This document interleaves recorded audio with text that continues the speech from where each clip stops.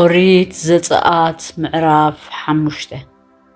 ድሕሪ እዚ ድማ ሙሴን አሮንን ናብ ፈርዖን አትዮም በልዎ እግዚአብሔር አምላኽ እስራኤል ከምዚ ይብል ንህዝበይ ኣብ በረኻ በዓል ክገብሩለይ ይሕደጎም ፈርዖን ድማ እቲ ቃሉ ሰሚዐ ንእስራኤል ዝሓድግሲ እግዚአብሔር መን እዩ ንእግዚአብሔር አይፈልጥ ንእስራኤል ከኣ ይሓድግ በለ ንሳቶም ድማ አምላኽ ዕብራውያን ተራኺቡና እሞ ፌራ ወይ ሴፍ ምእንቲ ኸይውር ደልናስ መገዲ ሰለስተ መዓልቲ ናብ በረኻ ኸይድና ንእግዚአብሔር አምላኽና ክንስዋኣሉ በጃኻ ፈቐደልና በልዎ ንጉስ ግብፂ ኸኣ ወሙሴን አሮንን ስለምንታይ ነዚ ህዝቢ ካብ ዕዩኡ ተብክርዎ ኣለኹም ናብ ዕዩኹም ኪዱ በሎም ፈርዖን ድማ እንሆ እዚ ህዝቢ ሕጂ ኣብዚ ሃገር በዚሑ እዩ ካብ ዕዩኦም ከኣ ተዕርፍዎም ኣለኹም በለ ፈርዖን በታ መዓልትቲኣ ነቶም ሓላቑ ህዝብን መዕየይቶምን ከምዚ ኢሉ ኣዘዞም ደጊም ባዕላቶም ከይዶም ሓሰር ይኣክቡ እምበር ነቶም ህዝቢ ከም ቀደምኩም ንመስርሕ ጡብ ሓሰር ኣይትሃብዎም ቁፅሪ ጡብ ድማ ከምቲ ቀደም ዝገብርዎ ዝነበሩ ኣግብርዎም ካብኡ እኳ ኣይተጉድሉ ሓካያት እዮም እሞ ስለዚ ንኣምላኽና ክንስውእ ንኺድ ኢሎም ይጠርዑ ኣለዉ ነዞም ሰባት እዚኦም ናብ ዘረባ ሓሶት ከየቕልቡ ዕዮ ይኽበዶም ንዕኡ ድማ ይዕየዩ ሽዑቶም ሓላቑ ህዝብን መዕየይቶምን ወፂኦም ነቶም ህዝቢ በልዎም ፈርዖን ከምዚ ይብል ሓሰር ኣይሂበኩምን እየ ናብ እትረኽብሉ ኸይድኩም ባዕላትኩም ሓሰር ኣክቡ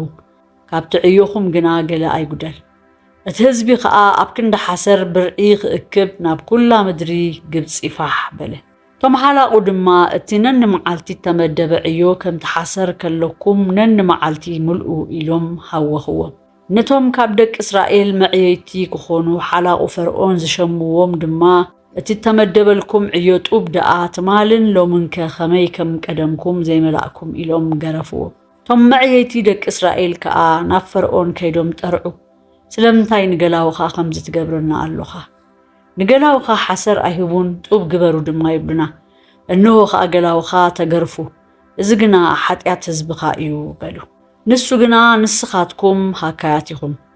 ሃካያት ኢኹም ስለዚ ንእግዚአብሔር ክንስውእ ንኺድ ትብሉ ኣለኹም ሕጂ ድማ ኪዱ ዕየዩ ሓሰር ኣይትወሃቡን እቲ ምድብ ቁፅሪ ጡብ ግና ክትህቡ ኢኹም ካብቲ ነናይ መዓልቲ ቁፅሪ ጡብ ኣይተጉድሉ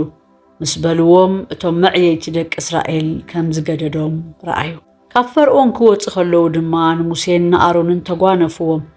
ንሳቶም ክረኽብዎም ደው ኢሎም ነበሩ በልዎም ድማ ኣብ ቅድሚ ፈርዖንን ኣብ ቅድሚ ገላውኡን ጨናና ኣኽፋእኩም ንምቕታልና ኸኣ ሴፍ ኣብ ኢዶም ኣትሓዝኩምዎም ስለዚ እግዚአብሔር ይርኤኹም ይፍረድ ድማ